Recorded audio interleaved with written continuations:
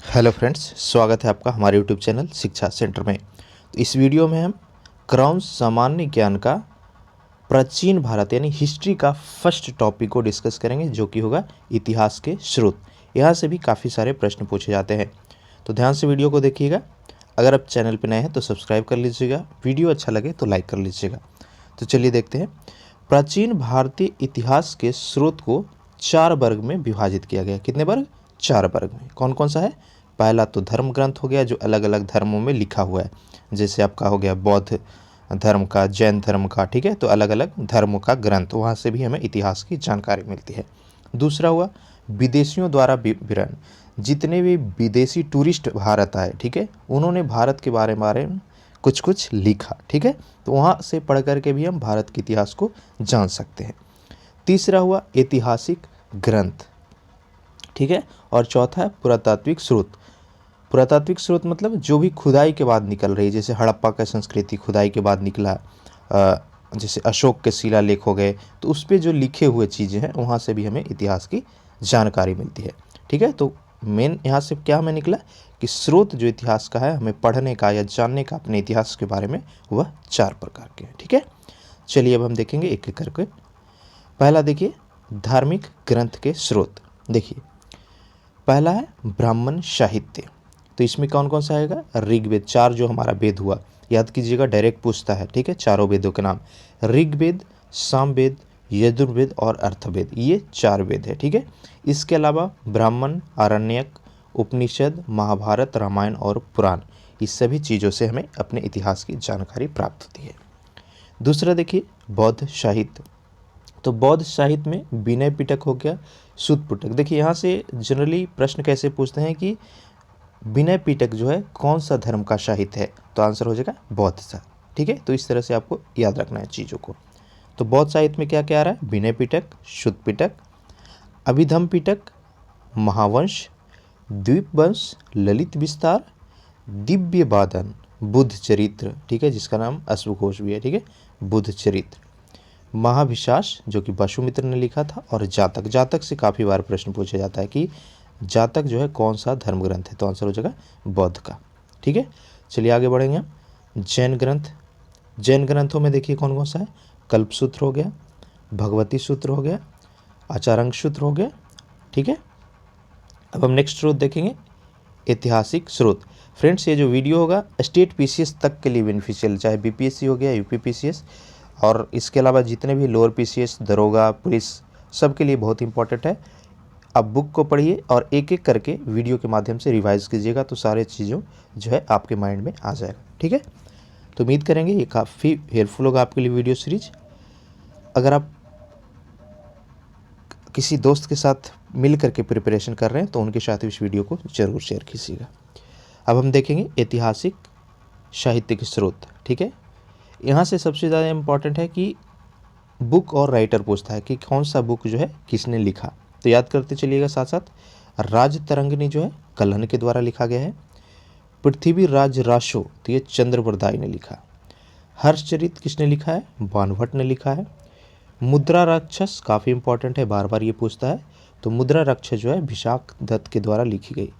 अर्थशास्त्र कौटिल्य। एक चीज़ और पूछता है अर्थशास्त्र से कि अर्थशास्त्र जो है किस प्रकार की बुक है, इकोनॉमी की है या फिर राजनीति या शासन व्यवस्था की है। तो ध्यान दीजिएगा, जो अर्थशास्त्र नाम तो लग रहा है अर्थशास्त्र का, लेकिन यह जो बुक है शासन या फिर राजनीति का बुक है। नेक्स्ट देखिए अभिज्ञान शकुंतलम। तो ये कालिदास के द्वारा लिखा गया था। स्वप्नवास दत्ता, इन्होंने भास के द्वारा यह बुक लिखा गया, ठीक है।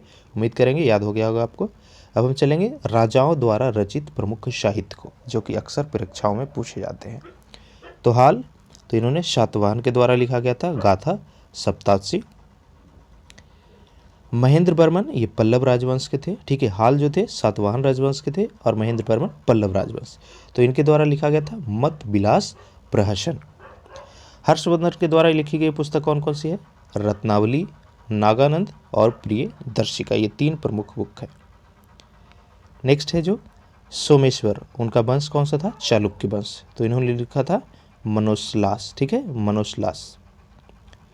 नेक्स्ट देखिए साहित्यिक स्रोत ग्रंथ, ठीक है, इससे जुड़े हुए प्रमुख फैक्ट्स को जो कि परीक्षाओं में पूछे जाते हैं।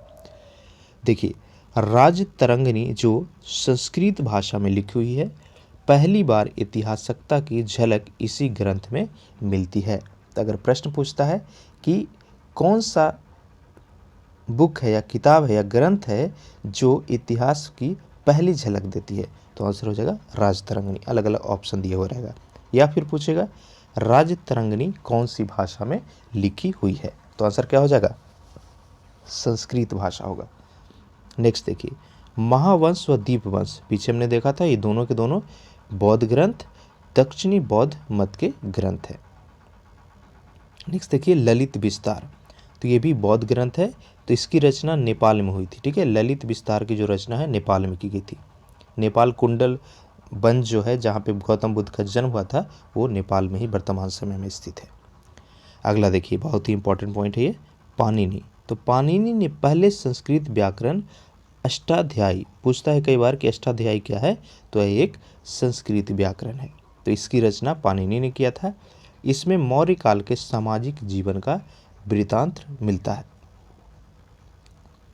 नेक्स्ट पॉइंट देखिए, पतंजलि। तो पतंजलि ने महाभाष्य की रचना की थी, जो कि पाणिनि के अष्टाध्यायी पर आधारित है। ऐतिहासिक महत्व के प्रथम ग्रंथ की रचना हर्ष के दरबारी कवि बाणभट्ट ने किया था। ठीक है, जिसका नाम क्या था? हर्षचरित्र था। नेक्स्ट, अर्थशास्त्र हम ऑलरेडी बता चुके हैं, यह एक राज्य व्यवस्था या शासन व्यवस्था का बुक है। ठीक है, तो अर्थशास्त्र की रचना कौटिल्य ने किया था, और कौटिल्य का नाम ही चाणक्य और विष्णुगुप्त था। तो ऑप्शन में जैसा मिल रहा है वैसा आपको टिक करना है। कौटिल्य है, ये भी सही हो जाएगा, चाणक्य है तो भी सही होगा, विष्णुगुप्त है तो भी सही होगा। नेक्स्ट देखिए, विदेशियों द्वारा विवरण, जो कि बहुत ही प्रमुख स्रोत है एक इतिहास का। तो पहला देखते हैं यूनानी लेखकों के बारे में। तो हेरोडोटस, काफ़ी इंपॉर्टेंट पॉइंट, हेरोडोटस को इतिहास का पिता कहते हैं। ठीक है, काफ़ी बार पूछा जाता है कि इतिहास के पिता यानी फादर ऑफ हिस्ट्री कौन है, तो आंसर हो जाएगा हेरोडोटस। इनके द्वारा लिखी गई पुस्तक क्या है? हिस्टोरिका। दूसरा देखिए, मेगास्थनीज, ये भी काफ़ी इंपॉर्टेंट है एग्जाम्स के लिए। तो मेगास्थनीज सेल्यूकस के राजदूत के रूप में चंद्रगुप्त मौर्य के दरबार में रहा था। पूछता है डायरेक्ट प्रश्न कि मेगास्थनीज किसके दरबार में आया था, तो हो जाएगा चंद्रगुप्त मौर्य। तथा इन्होंने इंडिका की रचना की थी। यह मूल रूप से अप्राप्य है, लेकिन इसके उदाहरण अनेक प्रख्यात लेखकों की रचनाओं में आया है। यानी वर्तमान समय में जो इंडिका बुक थी उसका कोई भी कॉपी मौजूद नहीं है, लेकिन इसके बारे में अलग अलग बुकों में चर्चा की गई है। नेक्स्ट देखिए, अज्ञात लेखक, मतलब जो आए लेकिन उनके बारे में पता नहीं कि कौन इसने लिखा, लेकिन फिर भी काफ़ी किताबों में उनके बारे में, हिस्ट्री के बारे में उन्होंने जानकारी दी।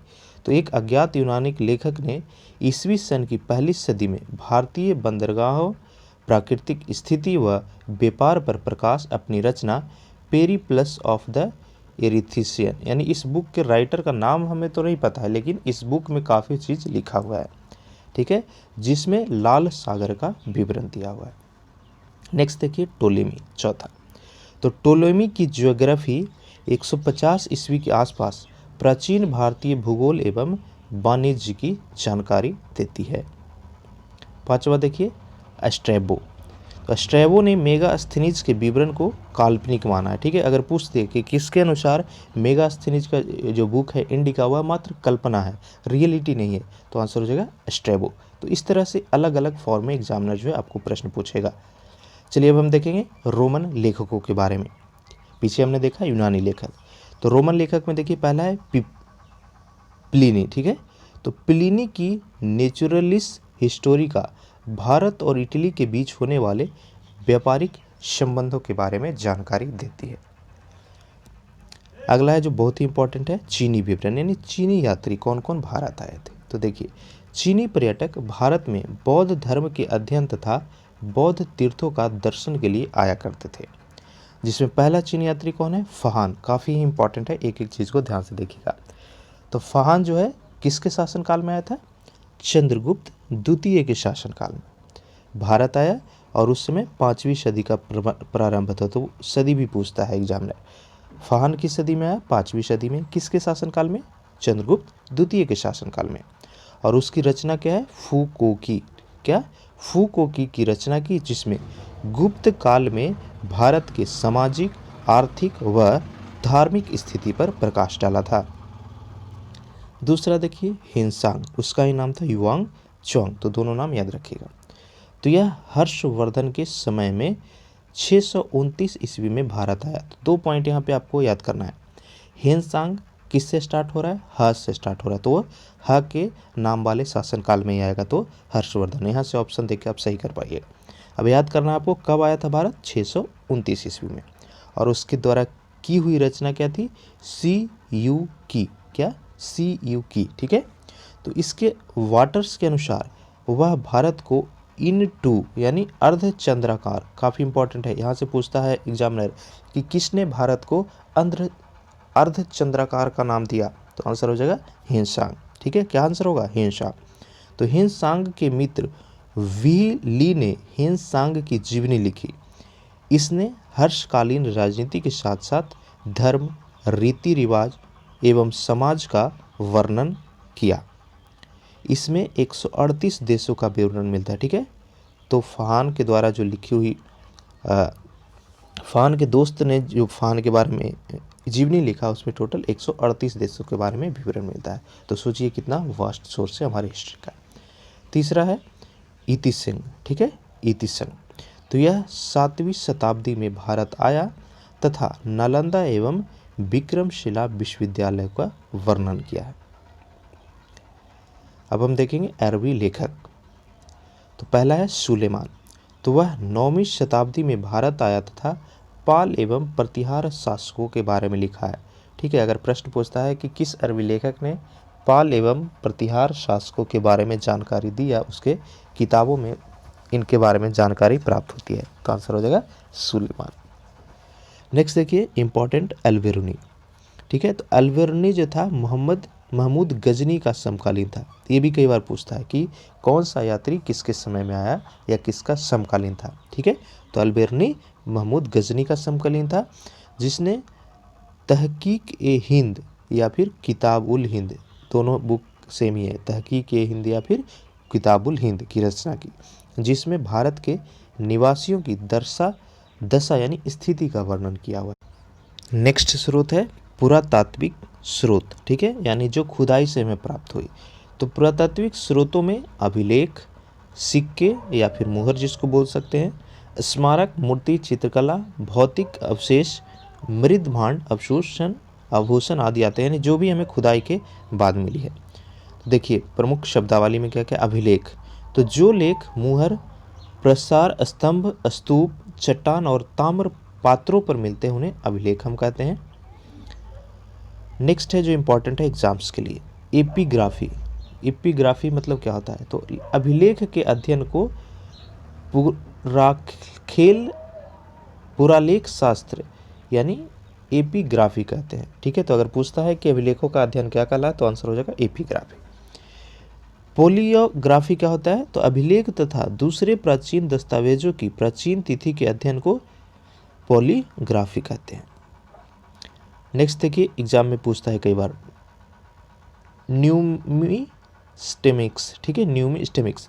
तो सिक्कों के अध्ययन को हम न्यूमिस्टेमिक्स के नाम से जानते हैं, ठीक है। मुद्रा शास्त्र, तो मुद्रा शास्त्र नहीं पूछता है एग्जामिनर, क्योंकि आपको पता चल जाएगा कि मुद्रा के बारे में है, नहीं सिक्के के बारे में, तो इसीलिए ऑप्शन में दिया है वो रहेगा आपको न्यूमिस्मेटिक्स, ठीक है। चलिए आगे देखिए सिक्के के बारे में अब हम पढ़ेंगे। तो प्राचीन भारत सिक्के पंचमार्क या आहत सिक्के कहलाते थे। साहित्य में इन सिक्कों को कारशापन के नाम से जाना जाता था। पुराने सिक्के किस चीज़ के बनते थे? तांबे, चांदी, सोना और सीसा के बनते थे। आरंभिक सिक्कों में कुछ प्रतीक मिलते थे, पर बाद में सिक्कों पर राजाओं और देवताओं के नाम या तिथियां उल्लेखित मिलती थी। सोने के सिक्के, लिखित सिक्के सर्वप्रथम कुषाण राजाओं ने शुरू किया। ये इंपॉर्टेंट है एग्जाम्स के लिए, इसको आप ध्यान दीजिए। सोने के लिखित सिक्के सबसे पहले किसने शुरू किया था? कुषाण वंश के शासकों ने। गुप्त शासकों ने सबसे अधिक सोने के सिक्के, पूछेगा सबसे ज़्यादा सोना का सिक्का किसने वंश के राजाओं ने शुरू किया, तो आंसर हो जाएगा गुप्त शासकों ने। इस तरह से एक एक लाइन से जो है प्रश्न बनते हैं, तो काफ़ी अच्छी बुक है क्राउन का, ध्यान से एक एक लाइन को स्कैन करते चलिएगा। नेक्स्ट देखिए, समुद्रगुप्त को एक सिक्के पर बीना बजाते हुए दिखाया गया है। सातवाहनों ने शीशे के सिक्के जारी किए, ठीक है, शीशे का सिक्का किसने जारी किया? सातवाहनों ने। नेक्स्ट देखिए, गुप्त काल में स्वर्ण सिक्कों को दिनार एवं चांदी के सिक्कों को रूपक कहते। देखिए ये स्टेट आपका बीपीसीपीटी में पूछा हुआ प्रश्न है, ठीक है, कि गुप्त काल में स्वर्ण सिक्कों को क्या कहा जाता था? दिनार, और चांदी के सिक्कों को रूपक कहते थे। अगला देखिए, अभिलेख। अभिलेख मुहर, प्रस्तर, स्तंभ, चट्टान एवं ताम्र पात्रों पर मिलते हैं तथा मंदिर की दीवार और ईंट या मूर्तियां पर भी मिलती है। सबसे अधिक अभिलेख मैसूर संग्रहालय में संग्रहित करके रखा हुआ है। नेक्स्ट पॉइंट है, मौर्य, मौर्योत्तर और गुप्त काल के अधिकांश अभिलेख कॉर्पस इंस्क्रिप्शन इंडिकेरम नाम ग्रंथ में संकलित है। अब हम देखेंगे अभिलेखों में प्रयुक्त लिपि, इंपॉर्टेंट है, यहाँ से पूछता है कि कौन सा जो अभिलेख है किस भाषा में लिखा हुआ है। तो आरंभिक अभिलेख प्राकृत भाषा में है। ब्राह्मी लिपि, तो अशोक के शिलालेख ब्राह्मी लिपि में है और वह बाएं से दाएं की ओर लिखी जाती है। बहुत ही इंपॉर्टेंट पॉइंट है ये। अशोक के जितने भी अभिलेख हैं वह कौन सा लिपि में है? ब्राह्मी लिपि में, और उस पर बाएं से दाएं की ओर लिखी जाती है, जैसे हम नॉर्मल अभी हिंदी लिखते हैं। नेक्स्ट है खारोष्ठी लिपि। तो अशोक के कुछ शिलालेख, देखिए पीछे हमने देखा था अभिलेख, ध्यान दीजिएगा, कंफ्यूज नहीं होना है प्रश्न में। अभिलेख जो है कौन सा लिपि में है? अभिलेख जो है ब्राह्मी लिपि में है, शिलालेख, ठीक है। लेकिन खारोष्ठी लिपि, अशोक के कुछ शिलालेख जो है, मैक्सिमम तो आपका ब्राह्मी में है, लेकिन कुछ शिलालेख है जो है वह खारोष्ठी लिपि में है, जो कि दाएं से बाएं की ओर लिखी जाती है। यानी पूछेगा खारोष्ठी लिपि कैसे लिखी जाती है? दाएं से बाएं, ठीक है, और ब्राह्मी लिपि बाएं से दाएं, यानी उल्टा। नेक्स्ट देखिए, यूनानी एवं आरामाइक लिपि। तो पाकिस्तान एवं अफगानिस्तान में अशोक के शिलालेखों में इन लिपियों का प्रयोग हुआ है। 14वीं सदी में फिरोज शाह तुगलक को अशोक के 2 शिलालेख मेरठ, जो कि उत्तर प्रदेश में, एवं टोपरा, हरियाणा में मिले, जिन्हें दिल्ली लाया गया। 1837 ईस्वी में जेम्स प्रिंसेप ने इन शिलालेखों की ब्राह्मी लिपि को सर्वप्रथम पढ़ा। यहाँ से प्रश्न पूछता है कि अशोक के शिलालेखों को सबसे पहले किसने पढ़ा था? तो आंसर हो जाएगा जेम्स प्रिंसेप ने। कब? 1837 ईस्वी में। अब हम देखेंगे महत्वपूर्ण अभिलेख और उनके शासक। तो पहला देखिए समुद्रगुप्त, जो कि गुप्त वंश के थे। तो इनके जुड़ा हुआ अभिलेख प्रयाग प्रशस्ति इलाहाबाद में है, एरन में है, जो कि सागर और मध्य प्रदेश में पड़ता है। दूसरा देखिए रुद्रदामन, काफ़ी बार ये पूछता है कि रुद्रदामन का अभिलेख कहाँ पर स्थित है। तो ये जो थे शाक वंश के थे, और यह जूनागढ़ अभिलेख गुजरात में स्थित है। स्कंदगुप्त से जुड़ा हुआ अभिलेख भीतरी स्तंभलिंग गाजीपुर में है। खारवेल, जो कि कलिंग के थे राजा, वह जो है हाथी गुम्फा अभिलेख, ठीक है, हाथी गुम्फा अभिलेख किससे जुड़ा हुआ है? खारवेल से जुड़ा हुआ है। नेक्स्ट है एहोल अभिलेख। तो यह पुलकेशिन द्वितीय यानी चालुक्य वंश से जुड़ा हुआ है। नेक्स्ट देखिएगा राजा भोज, ठीक है, कहाँ राजा भोज, कहाँ गंगोत्री, आप गाना सुने होंगे। तो ग्वालियर प्रशस्ति में जो अभिलेख है वह राजा भोज से जुड़ा हुआ है, और वे किस राजवंश से थे? प्रतिहार राजवंश से। नेक्स्ट है देवपाड़ा अभिलेख। तो यह विजयसेन से जुड़ा हुआ है। मधुबन एवं बांसखेड़ा अभिलेख, तो यह हर्षवर्धन से जुड़ा हुआ है। मंदसौर प्रशस्ति यशोधर्मन से जुड़ा हुआ है। नेक्स्ट देखिए गौतमी बलश्री, तो यह नासिक अभिलेख है। अगला देखिए अभिलेखों से जुड़े हुए कुछ विशिष्ट तथ्य जहाँ से प्रश्न पूछे जाते हैं।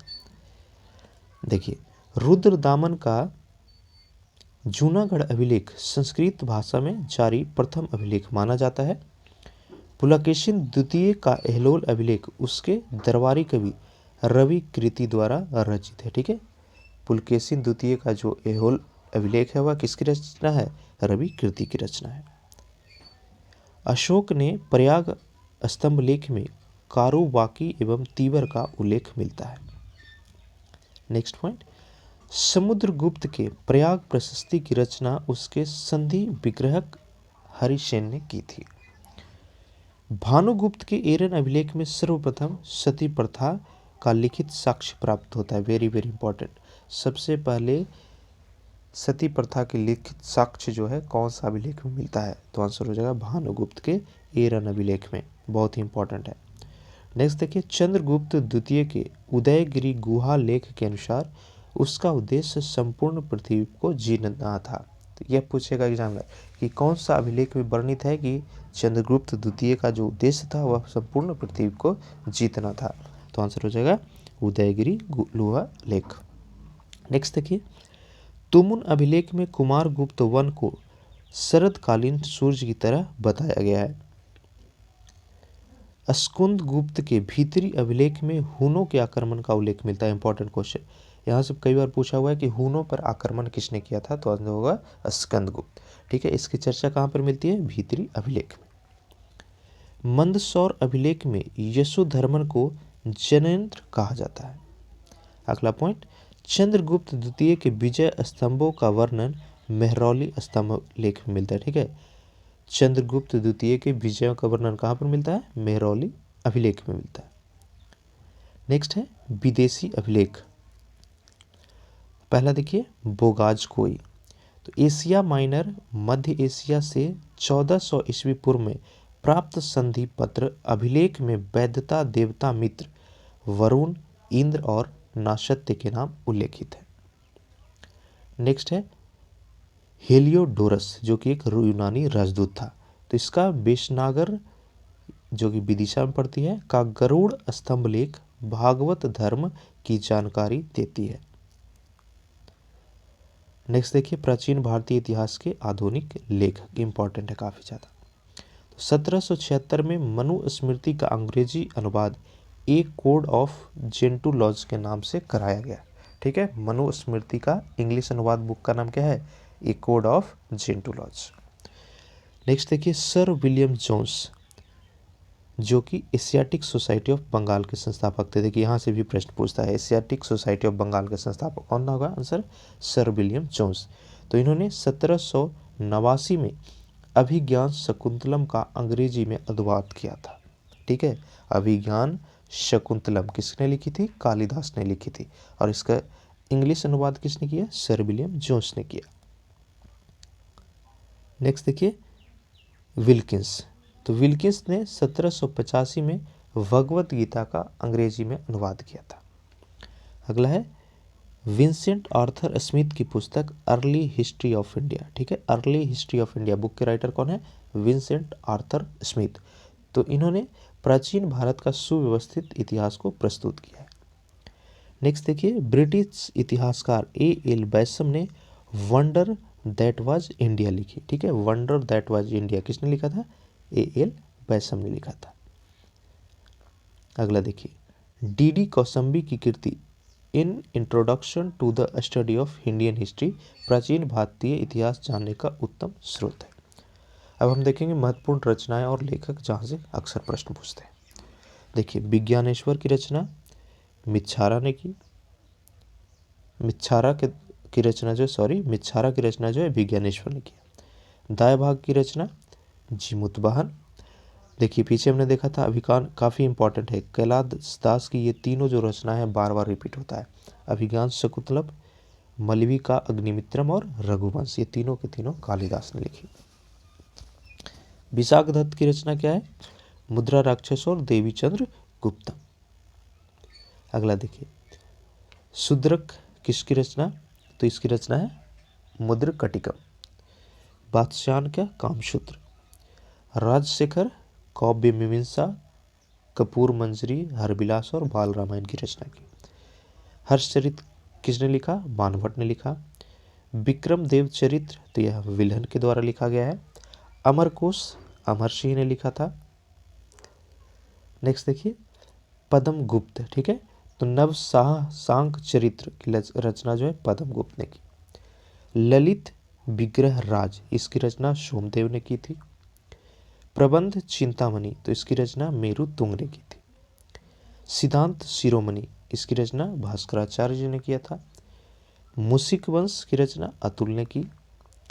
नेक्स्ट है काफ़ी इंपॉर्टेंट, मिलिंद पन्हो, कई बार पूछता है ये, मिलिंद पन्हो, तो इसकी रचना जो है नागसेन के द्वारा किया गया था। बृहत संहिता की रचना बराहमिहिर ने की थी। उत्तर रामचरित्र, तो उसकी रचना भवभूति ने किया था। अगला देखिए, काव्य दर्शन, तो इसका रचना दांडी ने किया। अगर इसका पीडीएफ चाहिए तो हमें कमेंट में बताइएगा, या फिर हमारा टेलीग्राम चैनल है शिक्षा सेंटर के नाम से, उसको ज्वाइन कीजिएगा, फ्री ऑफ कॉस्ट हम प्रोवाइड करवा देंगे। ठीक है, चलिए आगे बढ़ेंगे। कुमारपाल चरित्र, तो ये जो है लिखा गया है हेमचंद्र सूरी के द्वारा। नेक्स्ट वेरी वेरी इंपॉर्टेंट, जो कई बार रिपीट हुआ है, गीत गोविंद, तो गीत गोविंद की रचना जो है जयदेव ने की थी। भास के द्वारा की गई रचना कौन कौन सा है, चारुदत्त और स्वप्न वासुदत्ता। अगला इंपॉर्टेंट, ये भी काफ़ी ज़्यादा, पंचतंत्र, तो इसकी रचना विष्णु शर्मा ने किया था। नेक्स्ट देखिए, बुद्ध चरित्र और सूत्रालंकार, तो यह अश्वघोष के द्वारा लिखा गया है। वेद व्यास की रचना क्या क्या है, भगवत गीता और महाभारत। भर्तहरि की रचना भक्ति शासक। क्षेमेंद्र की जो है किसने रचना की थी, क्षेमेंद्र की रचना क्या क्या है, तो ये हो जाएगा दशावतार चरित्र, ये लिखा गया है क्षेमेंद्र के द्वारा।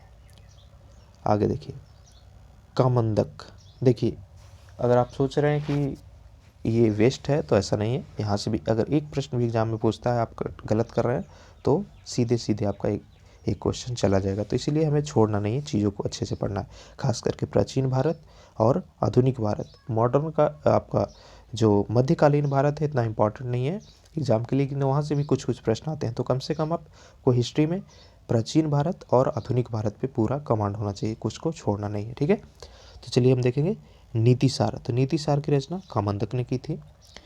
नाट्यशास्त्र की रचना भरत ने किया था। रामायण सबको पता होगा वाल्मीकि ने लिखी थी। रामचरितमानस, तो यह गोस्वामी तुलसीदास, देखिए कंफ्यूज मत होइएगा, रामचरितमानस की रचना जो है तुलसीदास ने की थी, लेकिन रामायण की रचना वाल्मीकि ने की थी। नेक्स्ट देखिए, बृहत कथा कोश, तो यह हरिसेन के द्वारा लिखा गया था।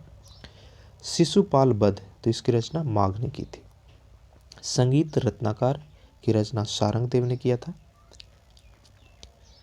नेक्स्ट देखिए, सुश्रुत, तो सुश्रुत संहिता का रचना किया। नागार्जुन ने सतसहिका का रचना किया। बिहारी ने सतसही का रचना किया। नारायण भट्ट हितोपदेश का रचना किए थे, इंपॉर्टेंट है ये। और सोमेश्वर के द्वारा कीर्ति कौमुदी की रचना की गई थी। ठीक है, तो उम्मीद करते हैं ये वीडियो आपके लिए काफ़ी हेल्पफुल रहा होगा। वीडियो देखने के लिए थैंक यू। अगर पीडीएफ चाहिए तो फिर से बता रहे हैं, हमारा टेलीग्राम चैनल है शिक्षा सेंटर के नाम से, इस लोगो वाले को सर्च करके ज्वाइन कीजिएगा। अगर वीडियो अच्छा लगा हो तो लाइक कीजिए, एक कमेंट करके अपना फीडबैक, अपना प्यार ज़रूर दीजिएगा, कैसा लगा और क्या इंप्रूवमेंट चाहिए। अगर अब तक चैनल पर नए हैं तो सब्सक्राइब कीजिए, और सब्सक्राइब भी है, नोटिफिकेशन ऑन नहीं है बेल आइकॉन, तो उसको ऑन कर लीजिए ताकि अगले वीडियो का नोटिफिकेशन आपको मिले और आप वीडियो मिस नहीं करें। एक और रिक्वेस्ट रहेगा, इस वीडियो को ज़्यादा से ज़्यादा अपने दोस्तों के साथ शेयर ज़रूर कीजिएगा और हमें सपोर्ट कीजिएगा। Thank you.